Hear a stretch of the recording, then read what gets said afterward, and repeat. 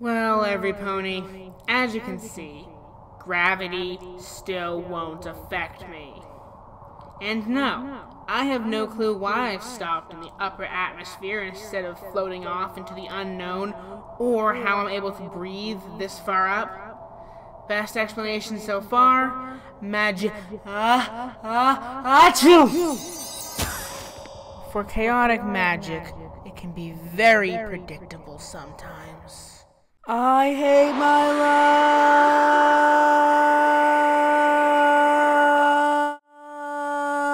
life!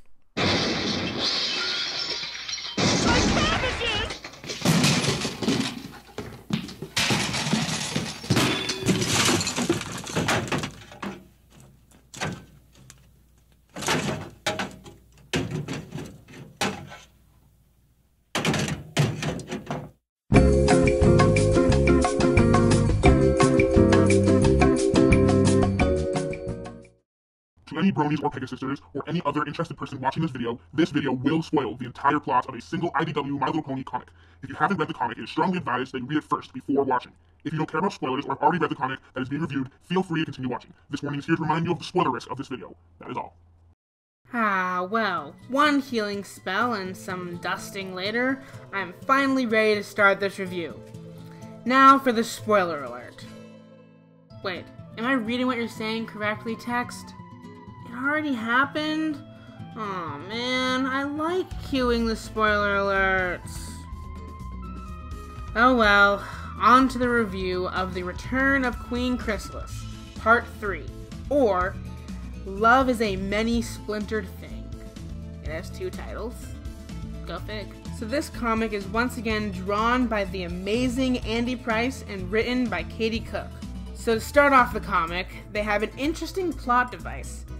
I'm calling it Exposition Spike and Angel Bunny, because it's a non-canon version of Spike and Angel who fill you in on the exposition, and the only difference is they have mustaches. Anyways, Exposition Spike and Angel Bunny fill you in on the mostly skippable events of the past few comics. They then go on to tell about the events that occurred directly following Canterlot Wedding, starting from the Team Rocket's blasting off again scene. So Queen Chrysalis and the changeling drones land in a overly happy and downright cliche kingdom full of cute, kind, and loving creatures. Wait, oh dear sweet Celestia. Changelings feed on love, don't they? This panel right here is the most disturbing thing ever depicted in the MLP universe.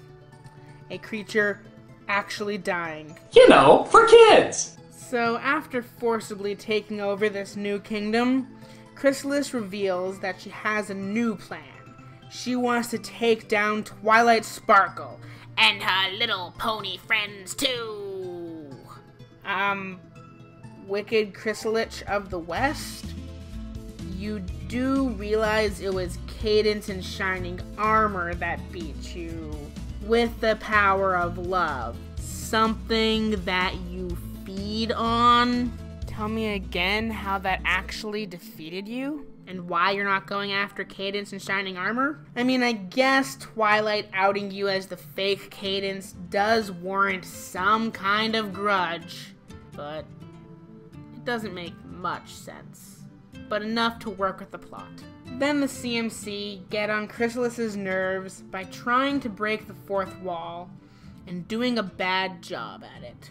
Applebloom, Sweetie Belle, Scootaloo, leave the fourth wall breaking to the professionals like Pinkie Pie, cause if not done right, it's not funny. Then we rejoin the main 6, still in their shipping pairs. Though since they split up, Chrysalis can only directly creep on Twyshy, so she sends some drones to stalk the other ships. Looking in on Twyshy, it is revealed that they realize that they should not have left their friends mapless. Nah, you don't say. You shouldn't leave your friends to wander a woods without a map? Wow, great thinking, Twilight. The drones then report in on what Jack is up to. Apparently, their very different personalities are batting heads once again. That's totally not a common plot point in MLP. No, not at all. This is then followed by some kind of funny banter between the CMC and Chrysalis. Then the drones report in on Pinky Dash.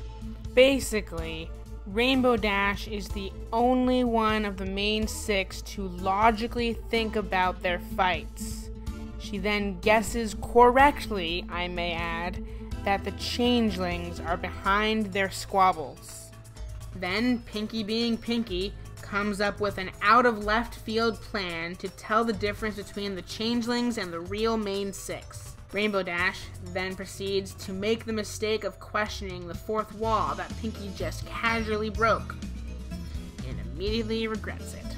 Then there's some more witty banter between the CMC and Chrysalis.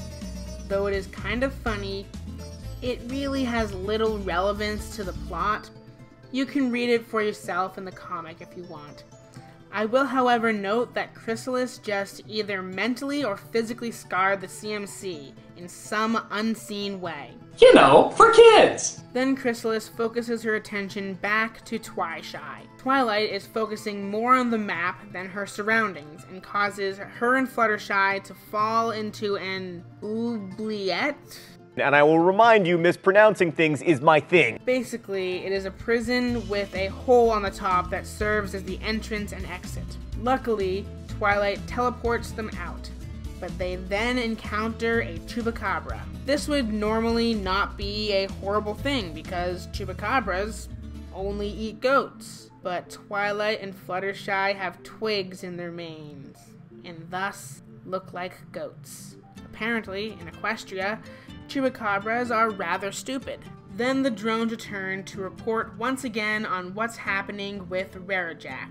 So they're walking through some large flowers, and Rarity wants to take some home as inspiration for her new fall or spring fashion line. Then they are attacked by the killer flowers that can float on water and fly.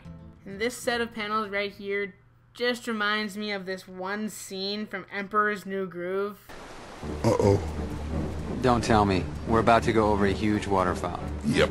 Sharp rocks at the bottom? Most likely. Bring it on.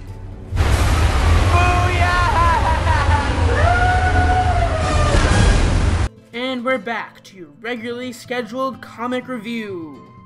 This time, the changeling drones check in on Pinky Dash. They run into cute little jackalopes. Scratch that. Cute little vampiric jackalopes. Still a better vampire than Edward Cullen. Then Rarity and Applejack crash down from above, and then they run into Twilight and Fluttershy, and proceed to fall off a cliff. Then what follows is the most disturbing thing ever left to the imagination to happen in the MLP universe. You know, for kids! Seriously. And I mean, all the main 6 have the appropriate expression, except for Fluttershy. Is Fluttershy a sociopath or something? Look at that face. She is enjoying the mutual slaughter of a Chupacabra and a bunch of vampiric jackalopes. That is truly messed up. First, Fluttershy is a slave owner, and now she's a sociopath. Well, now the slave owner thing actually makes some sense. So they all apologize to each other, and then Pinky has cake. And her random costume. Applejack then questions Pinky's breach of the fourth wall, much to the annoyance of Rainbow Dash. Then the comic is abruptly stopped by Exposition Spike and Angel Bunny to close out the comic, to be continued. I still firmly believe that this comic, much like the previous one, is just filler. It only exists because they wanted to stretch out the story a couple more issues. You fucking people. That being said, I did enjoy this one a lot more because of the little bits of humor here and there. If the previous comic had more funny moments, I would have liked it more. Still, you could skip this one and the one that came before it and not really miss too much of the plot leading into the next issue. Anyways, before I give this comic a rating, here are a few of my favorite facial expressions from within it.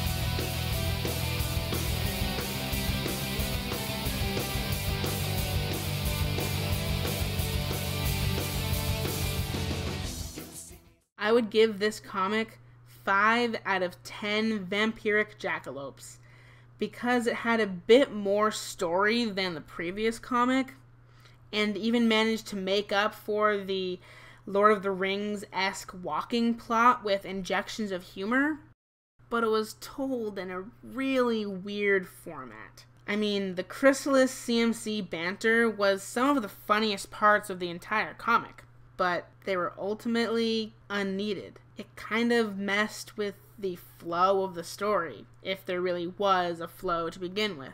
Anyways, I'm Comic Sans, and I will see you sometime in the near future for The Return of Queen Chrysalis, Part 4.